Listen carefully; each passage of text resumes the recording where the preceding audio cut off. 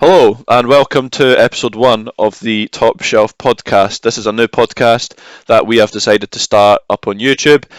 We've been talking about doing it for quite a while. We're both quite opinionated on football, and obviously it's not just the football that's going on right now. There's bigger and better things that we can be talking about going on as well. So we'll be talking about everything that's going on right now. And I say we, I am joined by another host, and that is Paul. Hello there. So we will be doing a podcast. We're aiming for every Saturday. It'll definitely be getting filmed on a Saturday. Whether it goes out on a Saturday is a different story, depending on the editing side of things and stuff. So Saturday is the usual day, but if not a Saturday, then it will most certainly be a Sunday. So yeah, as I've said, we're talking about everything football related, latest transfers. Obviously, right now we've got the small matter of Team of the Year. Obviously now it's time for the Premier League votes, so Player of the Month, Manager of the Month, Goal of the Month. So we'll be giving our opinions on that. And yeah, talking about everything lockdown related as well, what we got up to, how we dealt with it and stuff. And hopefully get a good half an hour to 45-minute chat out of this. So we're hoping you guys enjoy it. As I say, it's the first of hopefully many episodes. If you do enjoy the first episode, then obviously please share it around. Subscribe to the channel if you do enjoy it as well. And obviously a like would be appreciated as well. So Paul, how are you? I'm alright, how are you? I'm good. I'm good. I don't know why we decided to film so early, but yeah, it's definitely easier than filming later on at night. Anyway, what have you been up to lately with the whole lockdown side of things? Oh, because I'm not working, I'm now just in the house doing nothing, just doing up the house, cleaning. Cleaning is a big thing for me now. You Is know it? that, right? It wasn't bloody last year. No, it wasn't when we stayed together, no. But we've got to start painting soon, seeing as the house needs a spruce up. That's what it needs. It needs a sprucing. A spruce. I mean, you sound like a completely different person because if I came into our flat this time last year, I wouldn't be able to see the kitchen floor for McDonald's bags, KFC bags, and just shit. But I'm sorry, that was your fault. that was not my fault. That was not my fault. It was. If you Okay. couldn't drive, then we wouldn't get takeout. There you go. I know, but then Easy as that. when I wasn't there for most of the Christmas period last year, so explain that one. Didn't eat. You didn't eat for 2 weeks.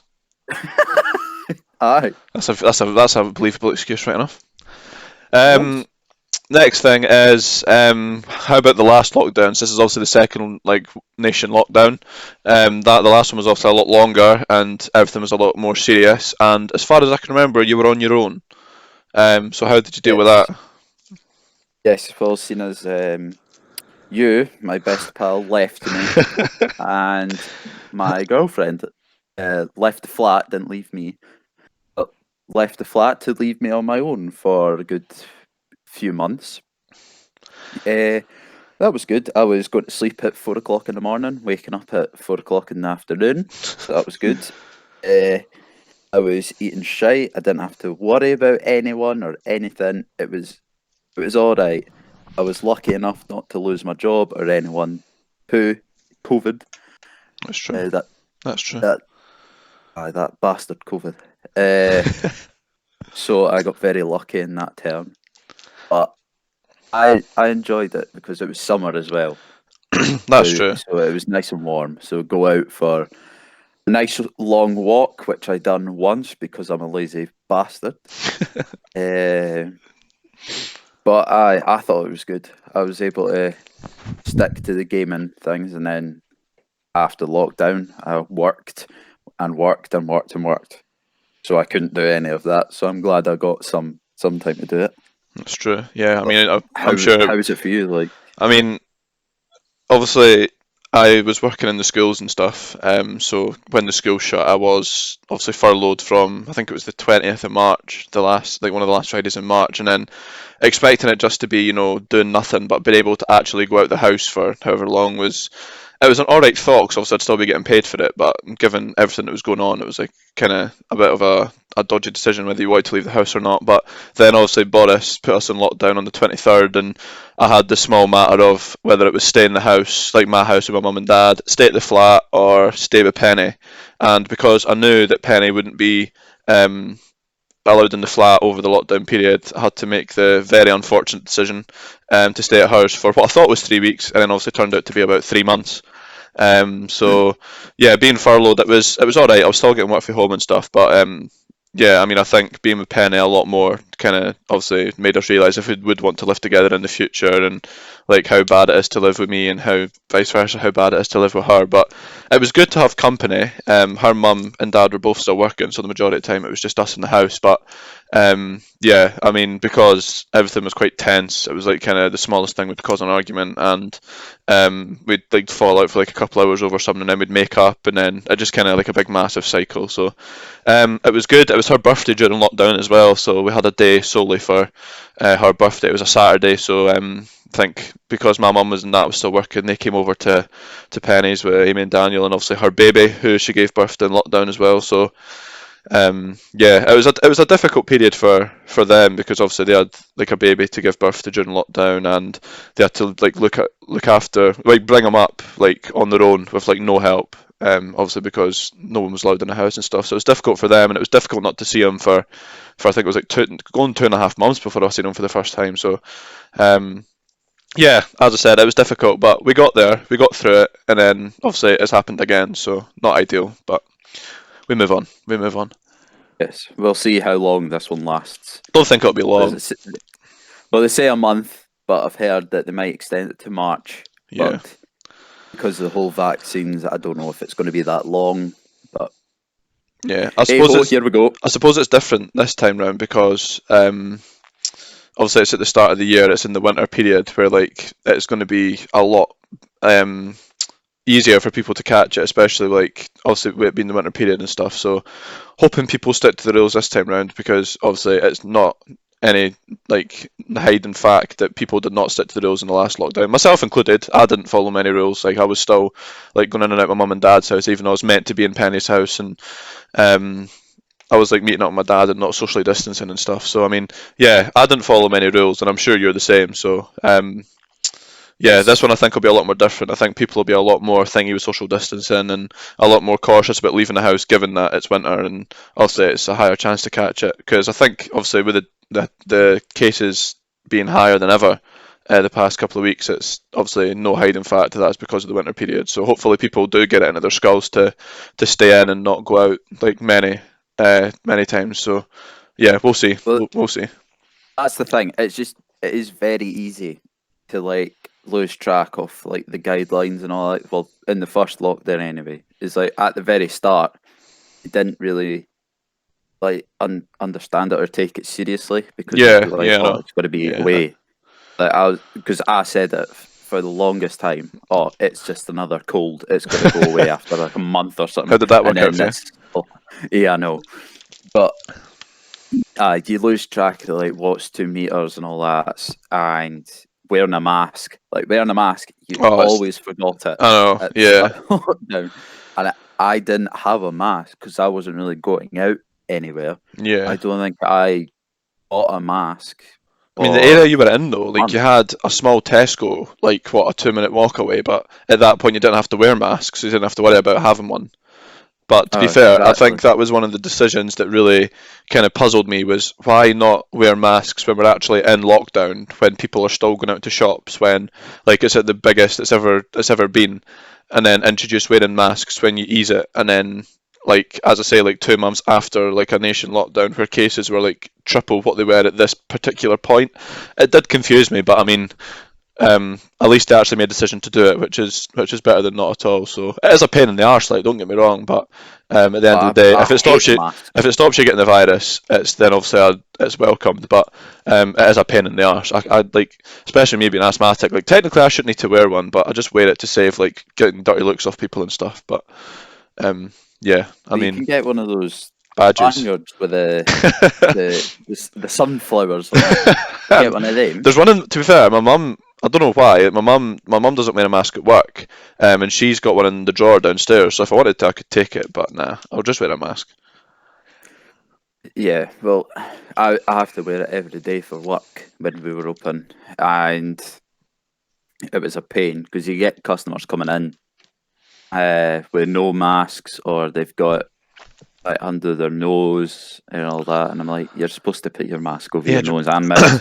if it's on your ears, just make the effort to go the whole way and like cover your nose as well. Like you said, you get people with it under their chin or people with it over their mouth and not their nose. Like you can get it from your nose and your mouth. Like I don't understand why they're not covering both. It annoys me, but people can do it away these days. I'm not really Yeah, one to pick it up like and I pick know, people up on it.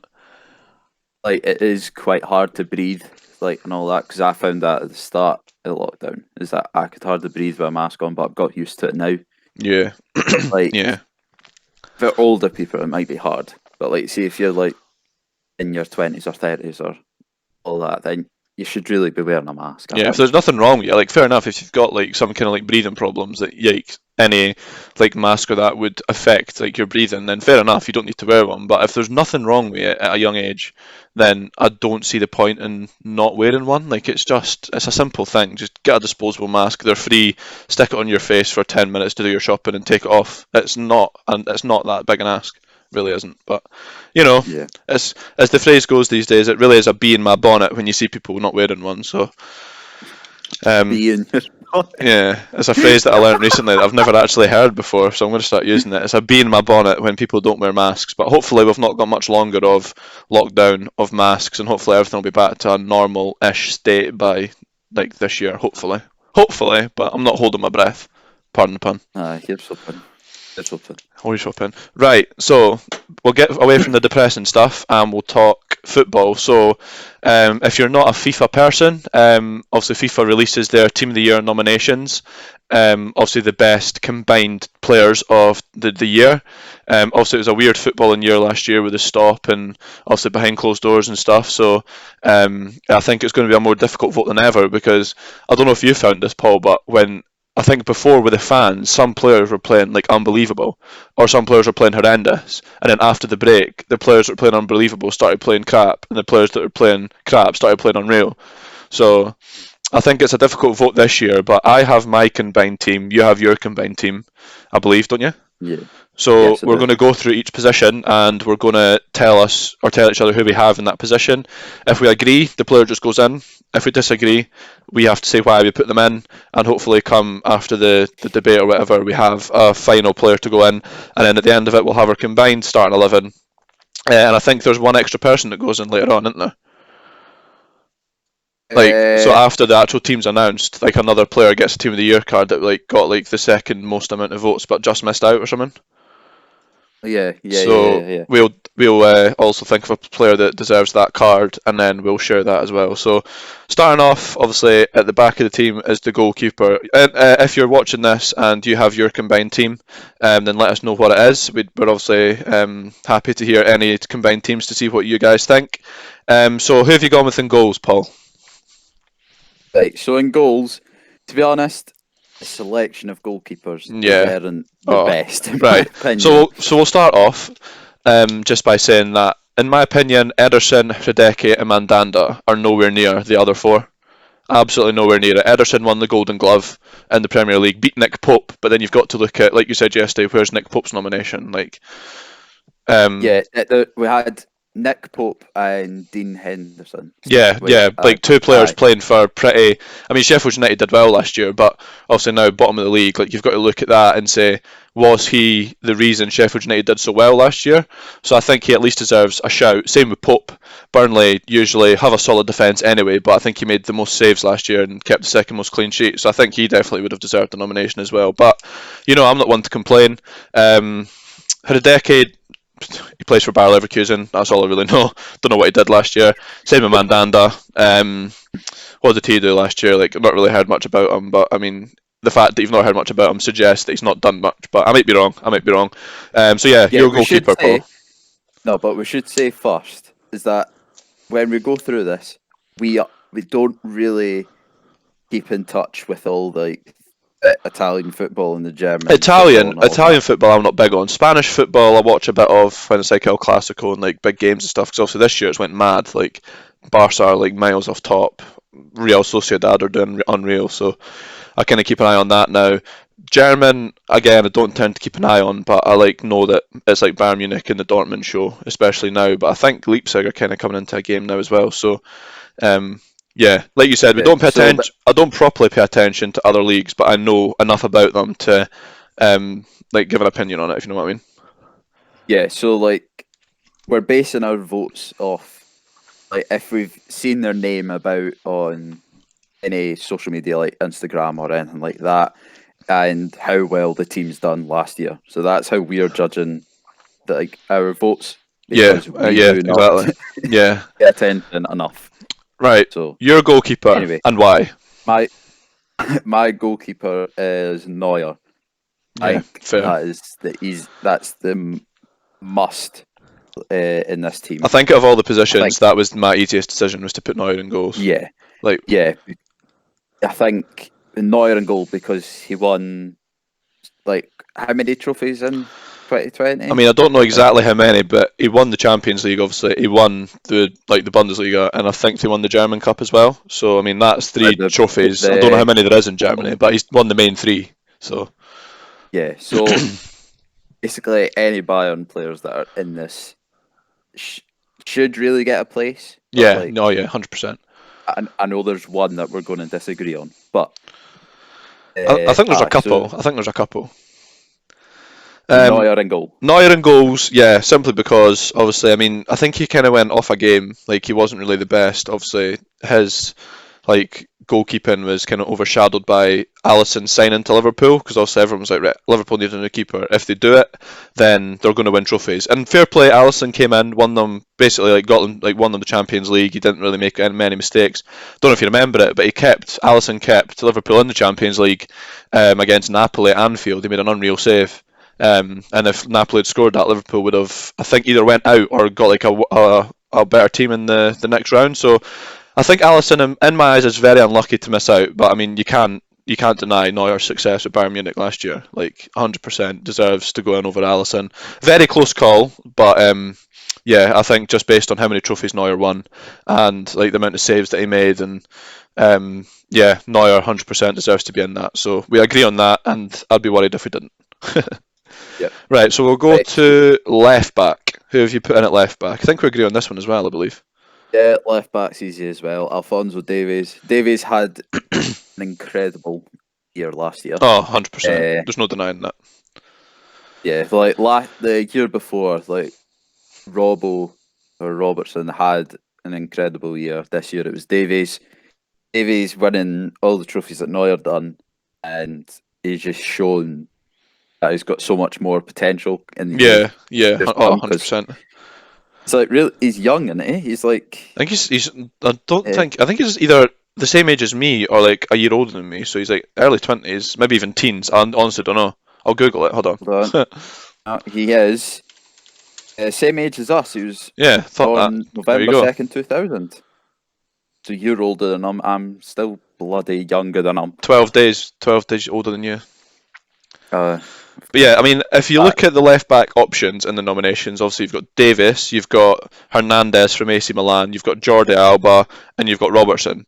Those are the left back options. Now, I mean, obviously you don't need to put a left back at left back, but I mean, I just think if you didn't put Alfonso Davis in this team, it would be criminal because, like you say, he's had an unreal year. He's got so much potential. The game that stuck out to me last year was obviously the Barca game. He literally had Messi in his pocket, and I think he got something like 3 or 4 assists in the game. So it shows that he can play in the big games as well as the wee games. Like you sometimes get defenders that like can't deal with like world class players like Mbappe, Messi, Ronaldo, and stuff. But he's shown that he can handle the best player in the world. And like you say, he's got bags more potential. He's young.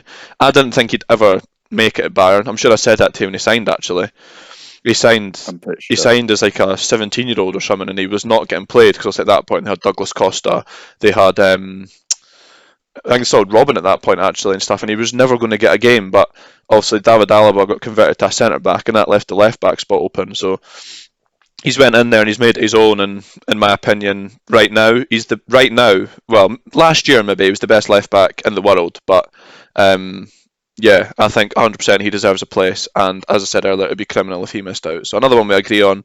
Easy decision. Alfonso Davis goes in at left back. Yeah. So we'll move on to the left centre back now. Now I actually can't remember who you've picked for this, to be honest. So Well, I'll be a it could surprise to be who you it tell could be me. either centre back, to be honest. Yeah, we'll just go I've, both. Make it I've, easier. We'll go both. Just go both. Who have uh, you put in a centre back? right, so I've put both centre backs. I've put Sergio Ramos, and because I couldn't put him on the left, and I could not find another centre back I wanted to put in, I've put Robertson. Oh, all right. Okay, interesting. Why Robertson? I've like out of the other picks, right? So you've got like Serbe, De Fry or the Fridge, however you say his name. Like, and is Ginter a centre back? I think so. Ginter's I centre don't back. know. Yeah, yeah.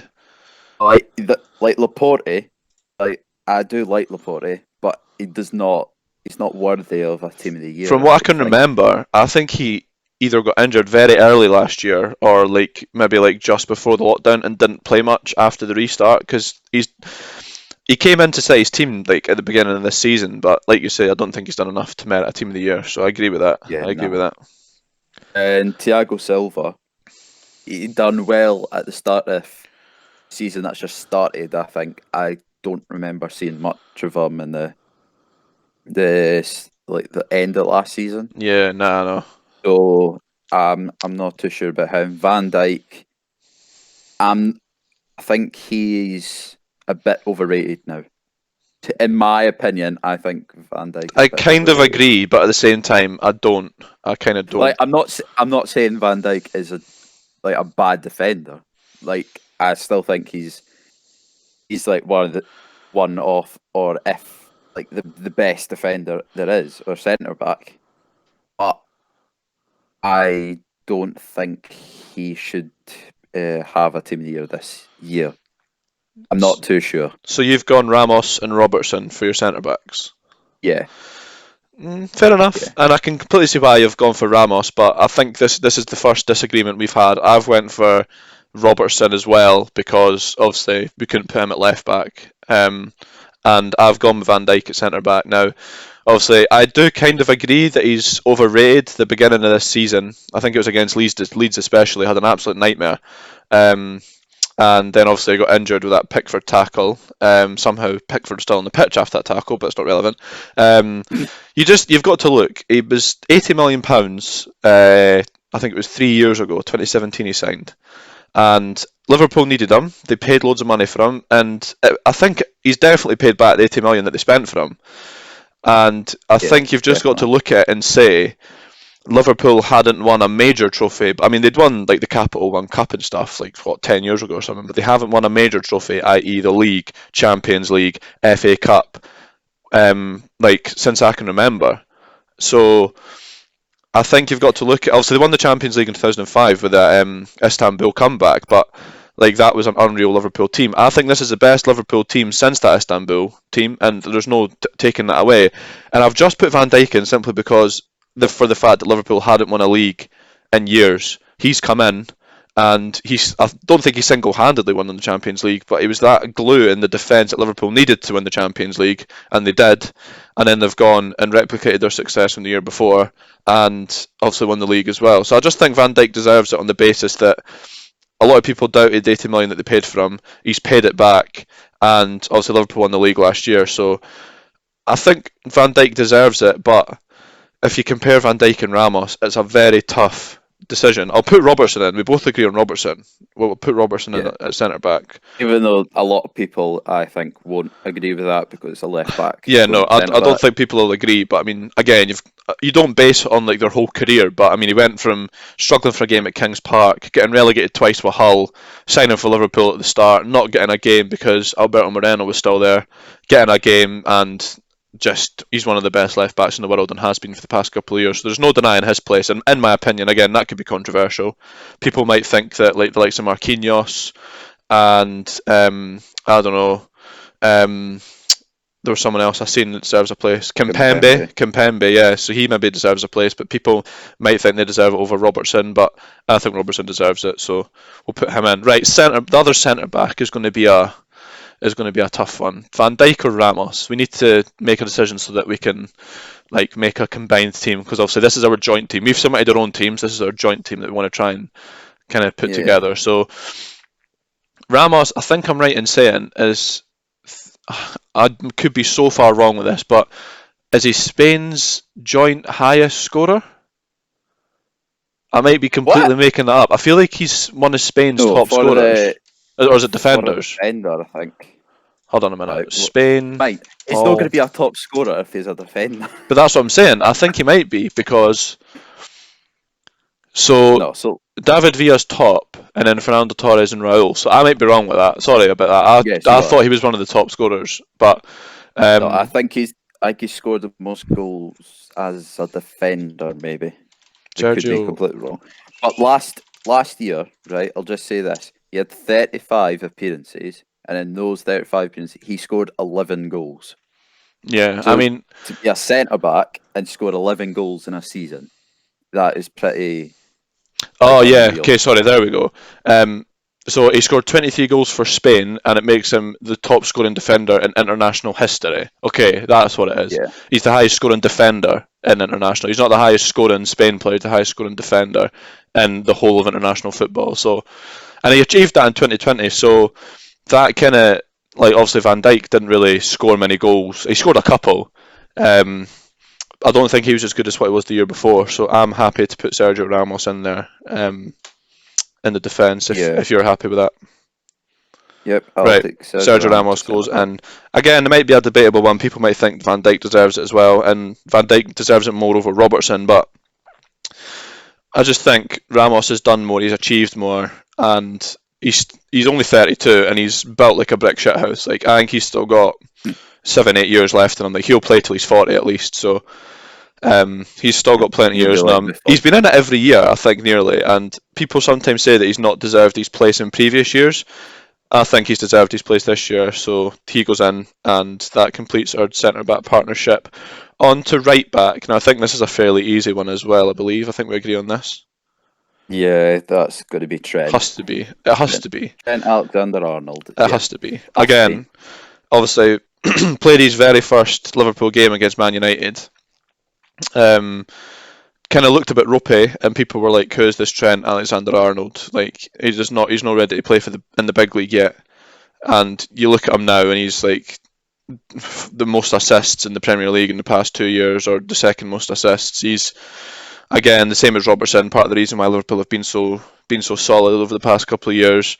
He's just so creative. Obviously, that wasn't the Premier League, but that goal for Origi's goal against Barca with the corner, like, for such a young player to think so quickly and to think on their feet that well, is just unreal. And I think if he didn't get a place this year, um, again, it would be pretty harsh to him, because he's out of everyone in that list. He's probably been the best performing, and the most standout right back in that whole list. So we'll not debate it anymore. Alexander Arnold goes straight in at right back. So Yeah. if you've not been listening, or if you've just lost track, our back four so far is Alphonso Davies, Andy Robertson, Sergio Ramos, Trent Alexander-Arnold, with Neuer in goals.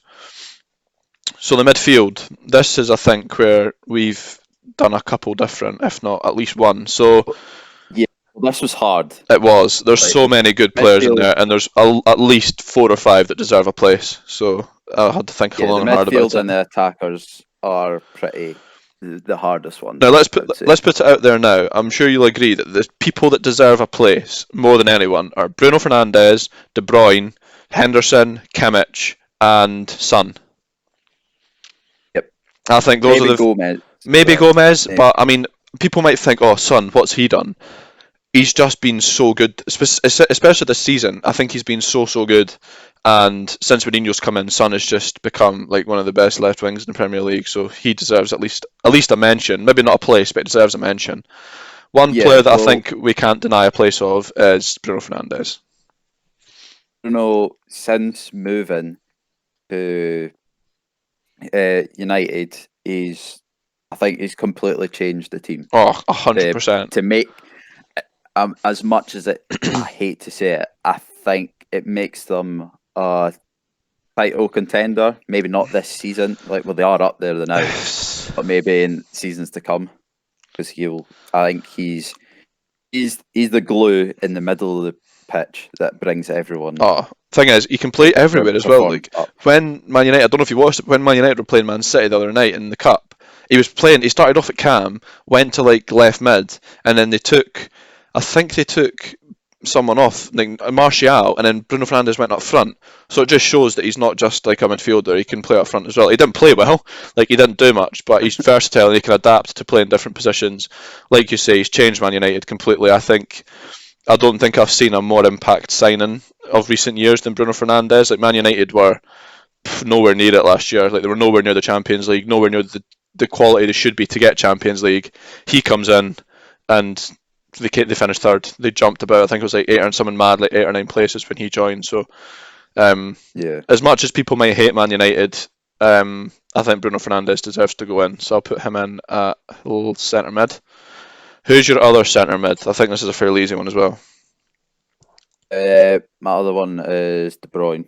De Bruyne, yeah, 100%. If it Yeah. wasn't, then again, everyone says, "Oh, it's just because he's been one of the best midfielders in the world." He possibly wasn't as good last year as what he's been previous years.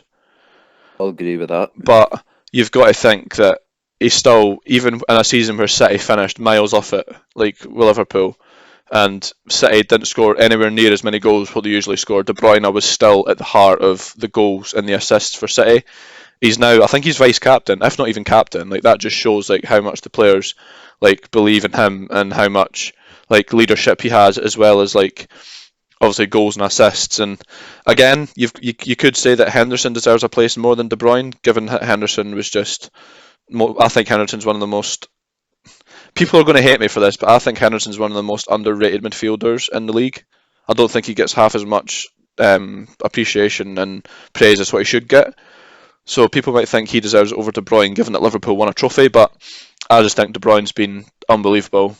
He has been over the past couple of years, and again, you've got to look at it based on other players. He sticks out more than anyone else, especially over, like, for example, Renato Sanchez, Parejo, Kovacic, who I don't even know why he's in there, to be honest. Chelsea did nothing last year apart from the FA Cup. No, they didn't even win the FA Cup, did they? No, they didn't. They got beat. I'm talking absolute rubbish. They got beat. They lost to Arsenal. So Kovacic, nowhere near it. Kroos, nah. But yeah, De Bruyne, 100% sticks out more than anyone else. So he goes in as well, I believe. I'm going to say this now because I heard.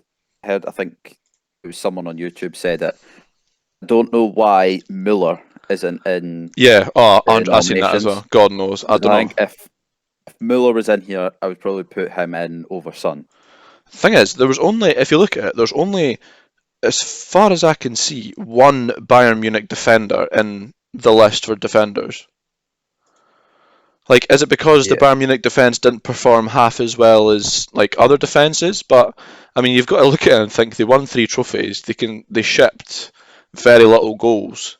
Why isn't like Boateng or Sula or Alaba or anyone else like that there? So that puzzled me, and I agree with Miller. He should be in there. So I think I'd pick. I think to be fair, I think I'd pick him over De Bruyne if he was there. I don't know about you, but I would. I don't know. Possibly. I don't know. That's a close one, I would say. It's like I completely agree. Why Miller's not there, I don't know, but I mean, you've just got to live with it. Right, CDM. This is where we disagree, I believe. I'll put Bruno Fernandes at CDM actually because I think yours is more of an attacking player. So who have you put at centre mid? Well, I've got my 3 midfielders at the minute is Bruno Fernandes, De Bruyne, and then I've put Son in. Are you going to stick with Son? This is the thing. Like Son, I've put in because I think personally he had a great season last season because he had, I think, 11 goals, 10 assists, right, and that was in 28 or so games. In the Premier League. So I think he done a lot last season, and I know who you've picked, and it is a very good pick because your pick had a good season. Let's see before I say my pick. Let's see if people can guess who I've picked out of the nominations. Yes. Put your who Ross has put in CDM in the comments, and we'll look at it after we have said who he's put in CDM in the video. Firstly, let us know what you think about Paul's Son pick. If you think Son deserves a place, and if so, why? And secondly, put who you think I have put. Because personally, I can't see past this guy getting picked. But I mean, we'll see what you think. We'll see what Paul thinks about Son. But let me know, or let us know, who you think I've put, and obviously we'll find out in a couple of minutes. Son, a couple of minutes. I don't know why I said that. Son, I do agree.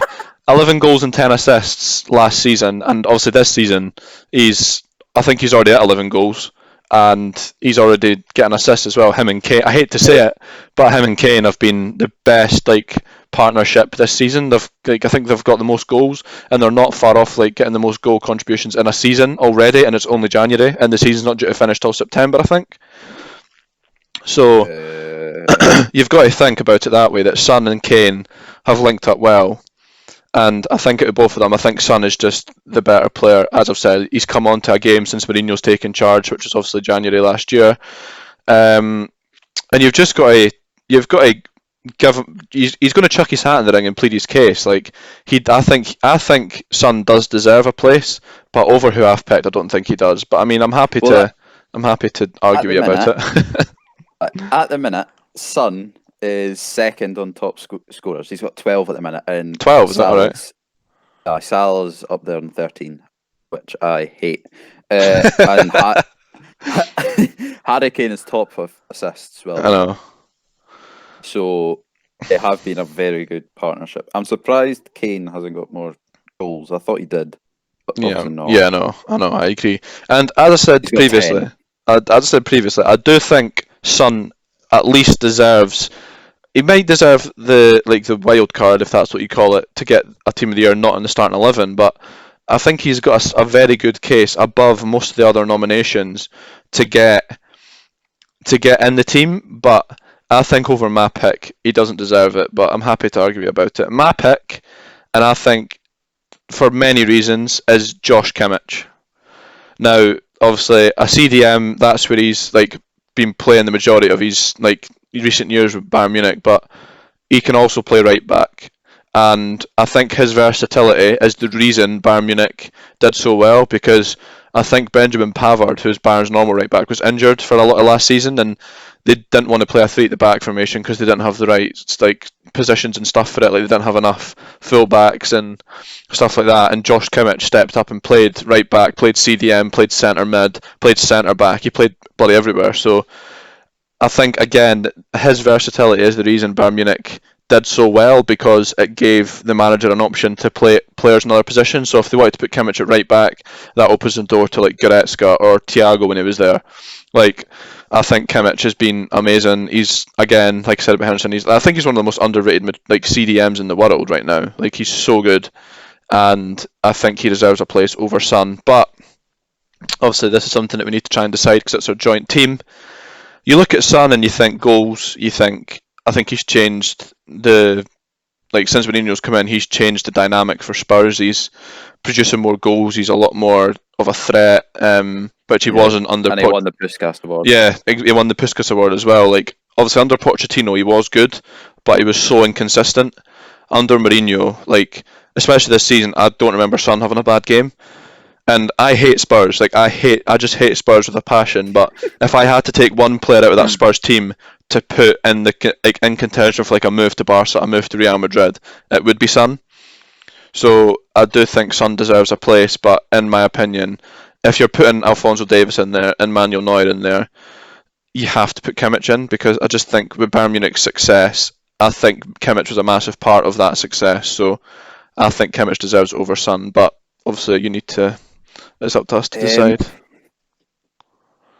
I do think Kimmich done a lot last season with the winning the multiple trophies with Bayern, and he's a CDM, so he was the glue and all that. But I don't know, because if Müller was here, I'd put him over Kimmich. Oh yeah, I don't know. That's But a I think that pretty Miller's like bold what statement. 30 odd. I don't know how old he is. Hold on. He's like He 30, is. 34, 35 maybe. Oh Christ! Oh, I've put Miller corner. Oh no. Only you would do that. Only 31, but in footballing years, that's up there. But I think Miller's. Only 31. Is that it? I thought he was older, So did but I. I thought he was he's been like about for mid 30s. ages. Oh, it feels like he's been about for years. Like he felt like he was getting on in the 2014 World Cup. Like, and that's Yeah, been 8 years, bloody, and he's only 31. Jesus. All right. Okay, I didn't know that. yeah. So, uh, like, Personally, I if you think. say 8 years, Well, it's been 8 years since the 7 years, sorry, since the 2014 World Cup. So that's been. He was 24 at the 2014 World Cup. That is ridiculous. Like I did you not can think tell he. we failed maths. Oh no, I know. I think no arguments. Kimmich goes in personally. I don't think. I think Son is. It's a very close call between Son and Kimmich. And obviously you've Right. got to put. We've not really spoke much about Henderson. Obviously captain of Nah, Liverpool, I just don't like him. signed. No one really knew why Liverpool signed him. Now they do. Like a captain, a leader. He's going to go down in Liverpool history when he does retire because obviously he's led them to the two major trophies in 2 years that they hadn't won in bloody God knows how long. I think he's also a contender, but I mean, I don't think he deserves it over Josh Kimmich. Personally, I think we just put Kimmich in and just move on. Right. Well, first of all, like with the midfielder like choices, there is a few in there that are very good in my opinion. Like Alwa, however you say his name, Acelia, he had a great season. Gomez with Atalanta, they made it to the quarterfinals of the Champions League, and Gomez was the main threat in Yeah, there. Got Henderson, which I hate, but like he did big bits at Liverpool. And then you've got who else have you got? You've got who's Thiago. Luis Alberto. He had a few good games, but like I don't know if he's worthy of it. Thiago, because he was at Bayern I don't when they think. won. But like Thiago, when he moved to Liverpool, he's just been a bit quiet in my eye. But Yeah, I I was don't saying know. I don't like. I think he's good enough. I think he should have just stayed at Bayern because Liverpool have so many centre midfielders. Like, not of recent times, but they've got Fabinho because obviously he's been playing centre back. They've got Henderson, Keita, Oxlade-Chamberlain, Shaqiri. They've got so many centre mids. I just don't think paying for Thiago was a bright move. But I mean, I think if Yeah, he'd stayed at Bayern, he would have been a lot more spoken about in this vote. But because he's moved to Liverpool, he's been I'll agree quiet with that. since. I'll agree with that because Liverpool they could have stuck with Genie. Oh, Wijnaldum. him as well. I forgot about him as well. Genie, that's another midfielder. Because if they stuck with Wijnaldum, I think it was the 2018-2019 season. He had a great season. I think I might be making this up, but I remember Yeah, no, him yeah, he being did. very good because he was the main midfielder. And if they stuck with him, I think he would have been a solid pick because he would have been like the Kimmich of Liverpool, or he would have been more beneficial than a lot of like the players that Liverpool played. I think. Yeah, I So I think he's think he's not they lived up should. to the potential to what everyone thought he would. Like everyone was like, "Oh, we're signing Thiago, one of the best midfielders like in the world right now. Like so technical, like can pass the ball and stuff." I don't think he showed that Liverpool. I don't think he showed it yet. I think there's still a loads of time for him to show it. But I think his signing for Liverpool has kind of made me not really think about him as a nomination. So to save time and to save any more debate, I'm just going to put Kimmich in because I think he deserves it more than Son. If you disagree with that, Right. then Uh, get up, yeah. I'll go with that since you gave me Sid Let Ramos. us know. Let us know in the comments who you would have picked out of Son or Kimmich, and if you wouldn't pick either, let us know who you would have picked. Because I'll say put your whole teams in the comments, so we can compare it to ours and see how different our teams are. Now, I'm just going to go right out there to save about another 10 minutes debate. Striker Lewandowski has to Yep, be. If easy. anyone else disagrees with Lewandowski, then you don't deserve to even watch football. Highest scorer, obviously most goals. I think he either won the Ballon d'Or or was like going to win it before it got cancelled. He won the FIFA Best Player, most goal contributions. Just an unbelievable striker. Not like that. Last year's probably his best year in his career. I don't think he'll ever hit the heights of that again. So I think for that year alone, he is striker, and no one else comes anywhere near close to being up front. Yep, I'll agree with that. Right wing. Now I think we agree on this. I actually can't remember. Right wing. I've gone Ronaldo. Yeah, I've got Ronaldo. Yep, has to be. He's Again, yeah, he's done a lot. Maybe not so much for Juventus than what he would have liked, but most international goals. I think is it he's plus the highest goals now, scoring actually. international. Yeah. Obviously he's now 2 goals off or 3 goals off, whatever, equaling the highest goal scoring record like out of international and like club.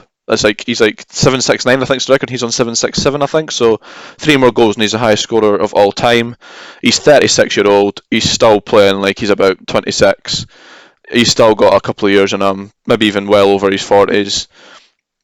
I think last year again, kind of made him realise that he is one of the best in the world, and I think 100% he agrees to be in there, and he probably will be in there for until he retires. I just think I prefer him over Messi, and he was the reason I started supporting Man United. So yeah, it has to be Ronaldo, Yeah, and it always will be, as I say, until he does retire, which will be God knows when.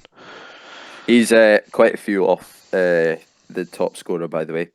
I thought The top scorer is Joseph Bican from Czech Republic, and he scored 805 goals from 530 match.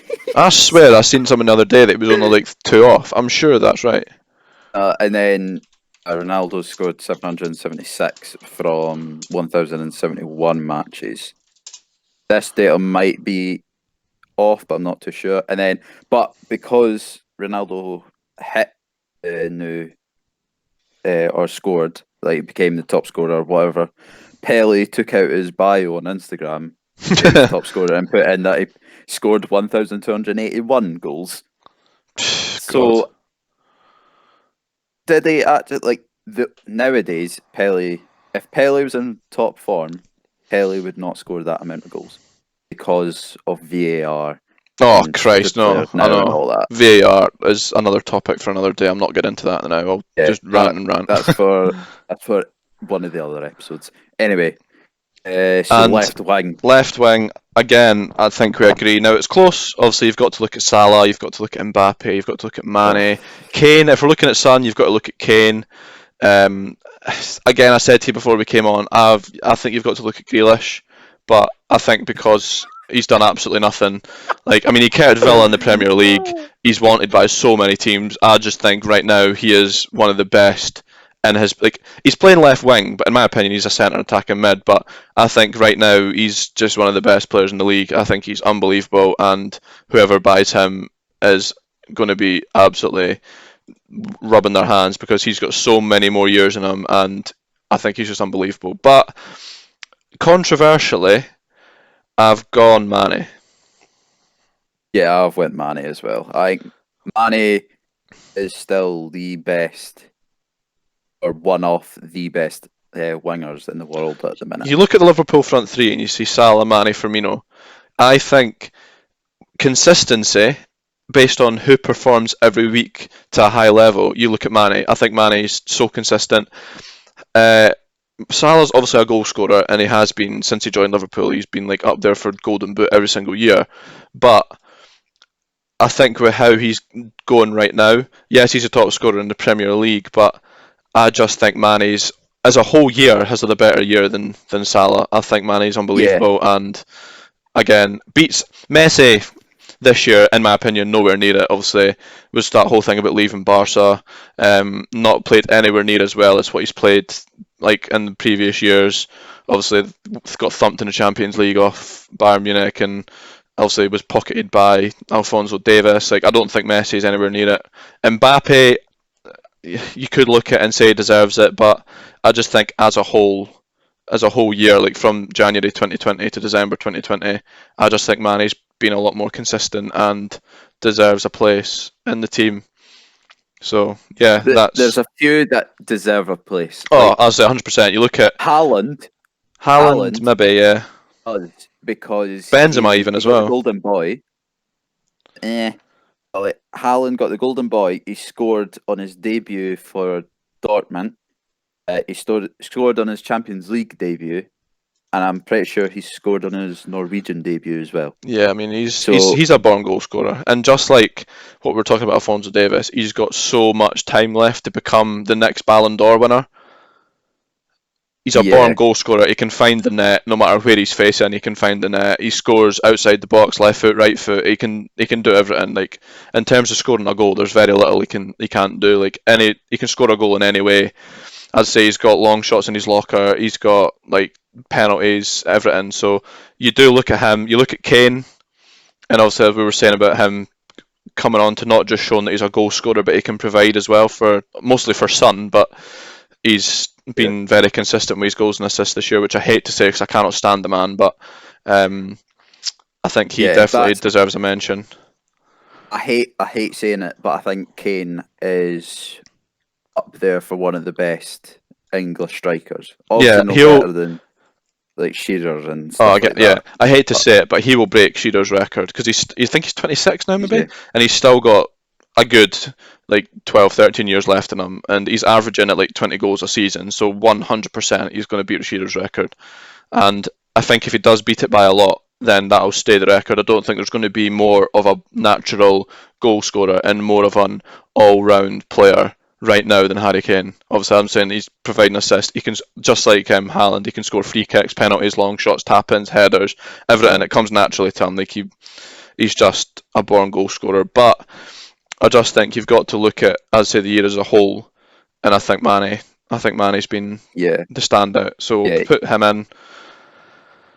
Just And if you look at all the attackers, right, and who we've got nominations of, like there's some that are just like, why are they even in there? oh no, Like, like, you look at that, like attackers for example. uh, Who the hell? Yedder had a good season. Yeah, who on I'm earth going to is say Andre Silva, Caputo? Is it Caputo? Who the hell's that? Never heard him. Puto. Never. Joselu, Like a Newcastle reject. Grealish, Bloody. I don't think. Grealish, I don't think deserves one. Danny Ings, I'm sorry. I don't know why he is in there. I He mean, has done but then well this season, but this season is just not enough to be in the team of the year. I don't look at Ings and think why is he in there because he deserves a nomination a lot more than some of the other people there. Like he deserves a nomination more than, for example, um, like that. What's his name? Joselu, the Newcastle boy. Like, he used to play for Newcastle, now he's signed for a Spanish team. Again, I don't really pay attention to anyone other than like Real Madrid, Barca, like Real Sociedad, like the top teams, because Yeah, obviously the title race is tight this year. So I don't know what he's done, but Danny Ings but, has refound his career. He was thingied with injuries. He couldn't really get a game anywhere. Left Liverpool, went to Southampton, and I just think he's been the key to why Southampton are where they are right now, near the top. Obviously, his but would goals. you? I wouldn't say he deserves a place, and I wouldn't say he deserves it over like who we've picked. But I think if it wasn't for Lewandowski having such a good season, if it wasn't for Ronaldo having such a good Yeah, season, he would definitely be in with a shout. But I'm yeah, also like actually now I think about it, I'm looking at this, and the last, unless it's not on my screen, the last thing is Suarez. I thought Vardy was a nomination. I swear I seen Vardy was a nomination. is a Oh, is he's near. just not on my screen. It But must have just bugged or something. that's the thing though. Where's Rashford in all of this? I know, like you've got to Like, look as that, and Rashford deserves yeah, it more than Ings Rashford. and You look at Sterling as well. And as much as hate him. like Cannot I stand think him. he's all right, I don't think he deserves a nomination. And he was never going to get Team of the Year because of Mane, because Aubameyang as well. of Ronaldo, and so. But no, no, I'm sorry, no, not But the thing Aubameyang. is, like now also the Arsenal captain scored a ton of goals last year, won them the FA Cup. I think he has to be a nomination if as I said, Danny Ings a nomination. You've got to look at people like that. Anyway, we'll finish with team of the year. If you're still watching, then let us know in the comments who your starting 11 would be. If you just go to the FIFA Team of the Year website. You can look at all the nominations and stuff and select your starting 11. Also, let us know who you would have picked between Kimmich and Son. And yeah, that's our joint team. I'll put it on the screen now so that you can have a look at it. But I'm going to submit that vote. And that is mine and Paul's joint team gone.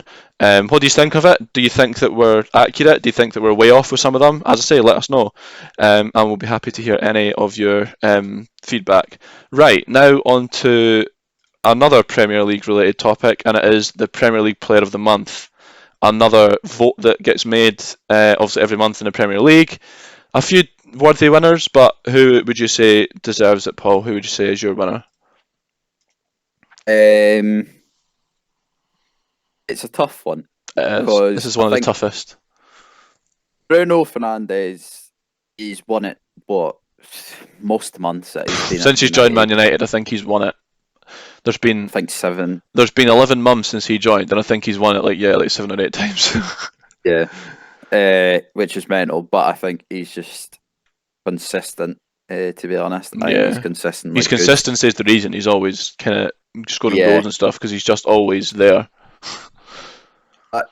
So he's had a very good season. Or month, should I say. John Stones, he's had a good month, to But be not honest. Him enough to win it. and Ruben Diaz.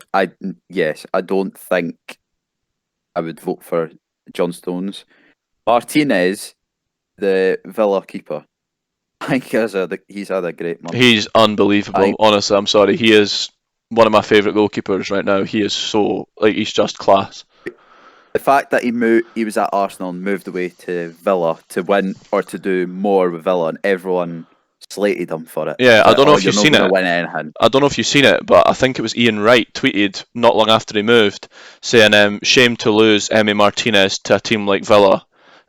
All the best." But you feel like he was making a dig at the fact that he's moving from Arsenal to Villa because I think Ian Wright thought Arsenal would do a lot better this season, and Martinez would have been well off staying there. And you look at the difference in position. You see Arsenal in the bottom half, and you see Villa up there competing for the Europa League. Yeah, So that's not a step down this season. I just think he's been absolutely unbelievable, and I think it's very close between him and another person for me, in my opinion. So we'll get your vote, and then I'll say who I think. but well, like what? How do you say his name? Suchek. Suchek, yeah. Or, by the way, I've no heard a thing about him. I'm not gonna He's done. lie. I think he's scored in every game for West Ham in December. Like he's contributed a couple of goals and a couple of assists, and West Ham, I think, had an unbeaten month. I want to say maybe not unbeaten, but they had a good month. So I think he Well, deserves to be in there for nominations. West Ham at the minute are sitting 10th, so they are above Arsenal. Suchek played 6 games, scored 3, and he's just been pretty solid, to be honest. He's a CDM, but you Uh, wouldn't think with where he is he's always like up there in the final third. Like you would think he's a bloody striker, but yeah, I think he's a decent player. But yeah, I don't know if he's done enough to win it this month, unfortunately. so he's no, in my opinion, I think he's out and John Stones is out. Shall we go into the main man, Ben Mee? Ben Mee, to be fair, we both know Burnley's defence is one of yes, City can score goals for fun past them, but that's City with like bloody 200 billion attack, 200 billion attack.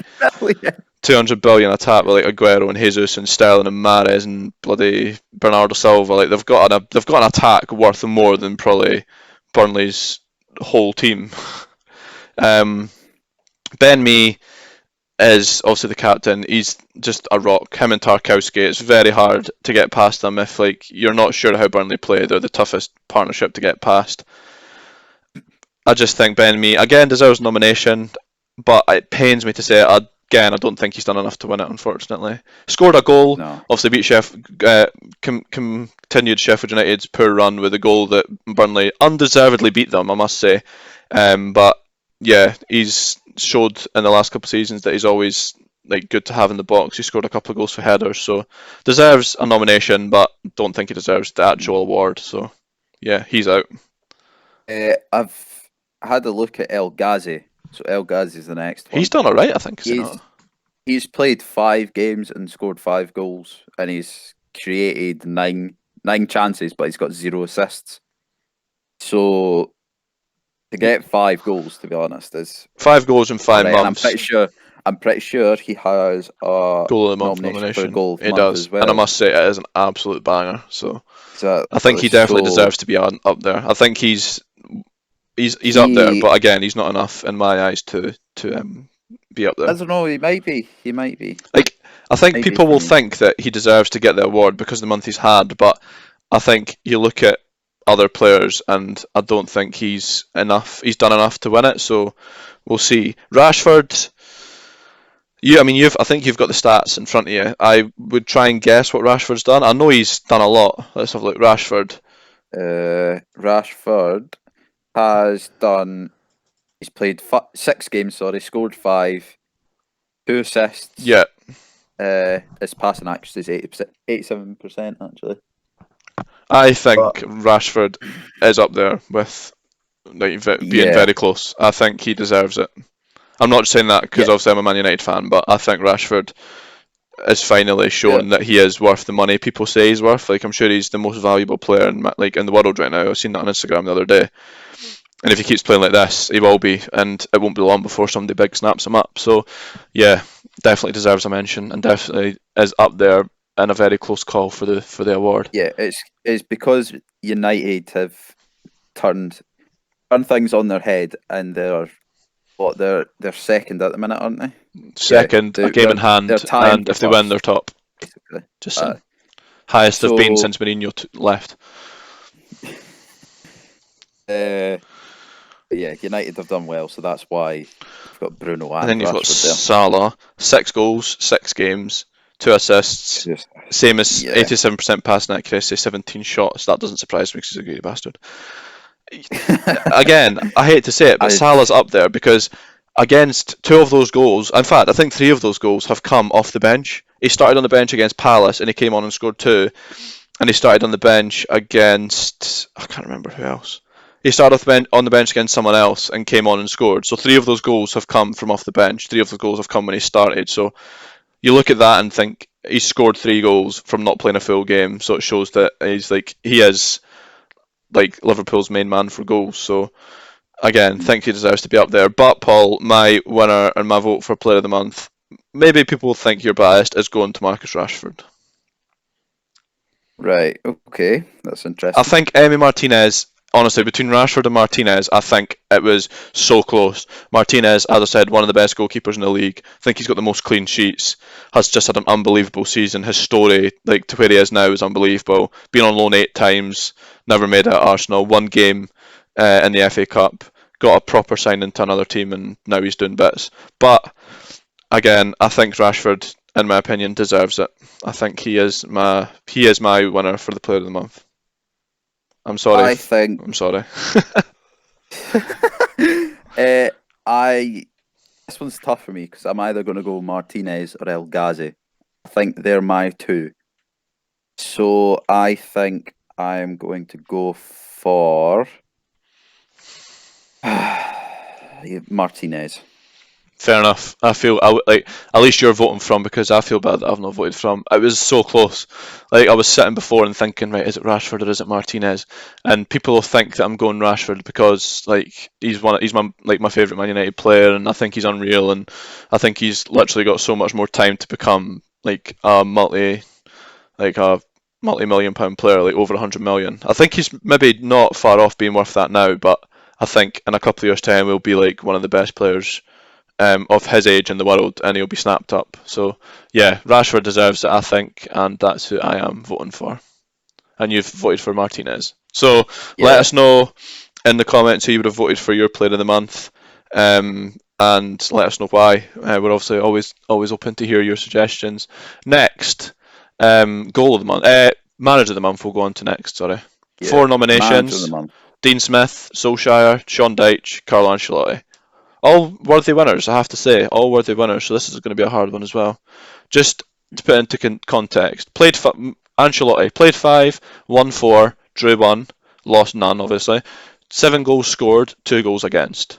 Sean Dyche played 6, won 3, drew 2, lost 1, scored 5, conceded 3. Solskjaer played 6, won 4, drew 2, lost 0. 15 goals scored, 7 against. Dean Smith played 5, won 3, drew 2, lost 0. 8 goals for, 1 goal against. Not any debate, not any crap. Dean Smith is my manager of the month. I've been thinking that the whole time. Dean Smith, I think, 100% deserves it, especially with how Villa were last season, how much he's turned them around this season, and now look at them, like near the top for clean sheets, competing for Europe. Literally unbelievable. Great manager this year. He's my manager of the month. That's my vote submitted. Done. No debate. Dean Smith. That's the thing, is that I'm kind of struggling here, to be honest. I think Dean Smith is possibly mine, but I'm struggling with Dean Smith and Sean Dyche.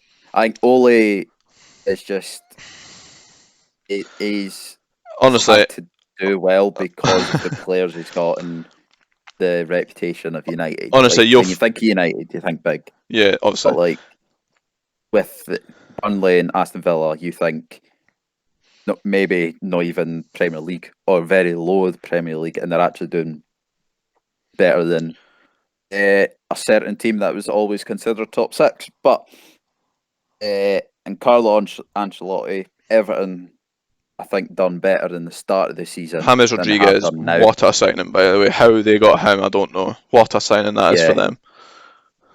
Like Ancelotti has turned Everton into a very decent team. I don't think he deserves it this month as much as Sean Dyche and Dean Smith, because Sean Dyche has taken Burnley out of the relegation zone. You look at Sean Dyche, and this is their fifth year in their fifth year in the Premiership. He plays 4-4-2. He plays boring football, but it works. Like Burnley finished 10th last year. Like the year after they came up, they finished 7th. They don't have any world class players. Like absolutely no world class players. Like I mean, they've got the GOAT Ashley Barnes up front, and when he plays with Chris Wood, like Burnley are always like they're just so like good together. Like they complement each other so well. Like they're both such good hold-up players. They link up well. Then you've got Dwight McNeil, what a left foot. Like, but no world-class players. They've got good players, but not world-class. They've not made any game-changing signings, which makes them a better team. Sean Dyche has done well to make the most of the players that he's had, but I don't think he deserves it this month because of the fact that they've only scored 3 goals. I think if they'd scored more goals, he would have been up there, but because he's only scored 3, I don't think it's worth the winner. 5. I just think what?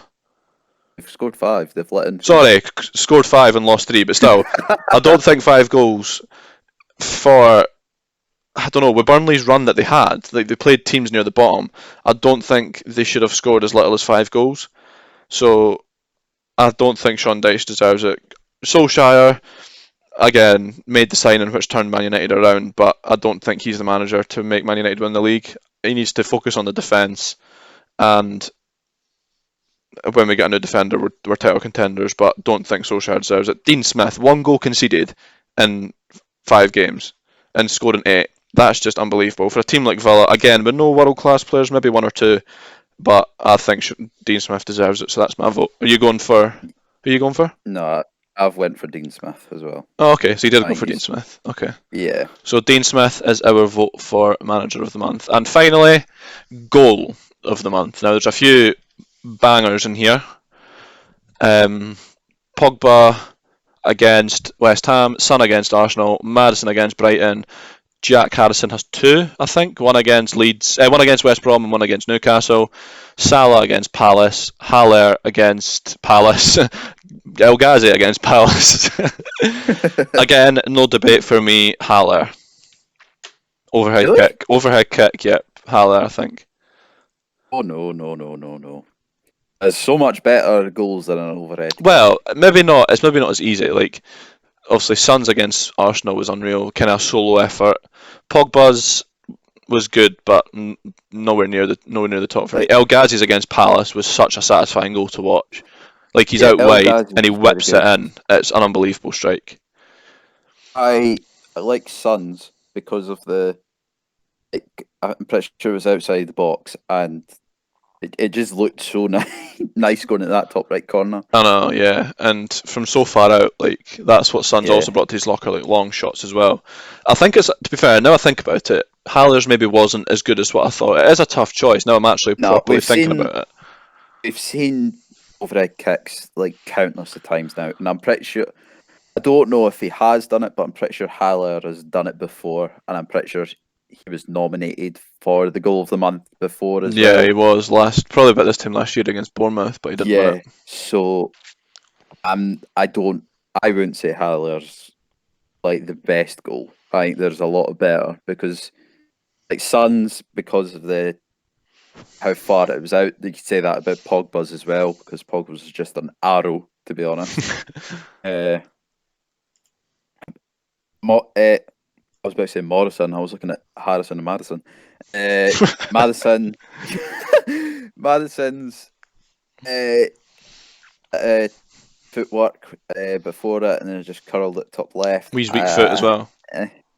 Uh, I don't know. I'm still I'm leaning gonna towards go El with Ghazi. actually. I've changed my mind. I'm gonna go El Ghazi. I just think laid off by Watkins, and like he's in a difficult Close position. He's man. out wide, and he's whipped it, and it's just like off the post and in. Like even if the three goalkeepers wouldn't have saved that, I just think it's an unbelievable strike. And because he's not winning Player of the Month, in my opinion, I think he deserves at least one award. So he gets Goal of the Month for me.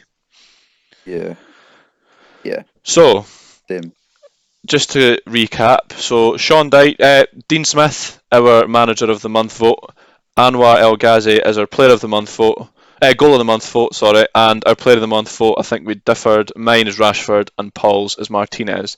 So let us know who you would have voted for each of them, obviously down in the comments. That concludes the first episode of the Top Shelf podcast. We hope you enjoyed listening. It's just the first one. There's still a lot that we need to work on, obviously we know that. So if we blabbed or if there was things that you changed, then let us know. I enjoyed it. It was good to talk about it. It's always something I've wanted to do. So to be able to express my football and opinion is good. As I've said, it is the first episode. We do know there is a lot of things that we need to work on. So if you let us know down below what you would change, and we're open to any feedback to get you guys to enjoy them more. They're not always going to be as long as this. It's also just because we had a lot to discuss. It's been an hour and 10 minutes, so we had a lot of things to discuss. So I think for what we had to discuss, that's a reasonable amount of time. Next week, we're going to be talking about a quote made by a certain Jamie O'Hara that was Celtic and Rangers would not make it anywhere near the level in the Premier League that they should be. So Jamie O'Hara doesn't think that Celtic and Rangers would compete in the Premier League. We're going to be discussing that, and we'll also be discussing another quote by Jamie O'Hara, which is about Scott Brown's. Someone saying that Fulham would win the league in Scotland. So we're going to be discussing those two quotes and just comparing Scottish and English football in general. So yeah, we hope you've enjoyed this. And Paul, is there anything you'd like to say before we part? I think that's all for us for now. I'm just stealing your thunder there. I've said everything. Yeah, no, you really have. Like that's everything from us. Yeah, so let us know down below what you would change about it. Let us know any feedback that you would give us. If there's anything that we can improve. Obviously, let us know your team of the year and things. Thank you for listening, and we will see you on the next episode. Thanks for listening. Goodbye.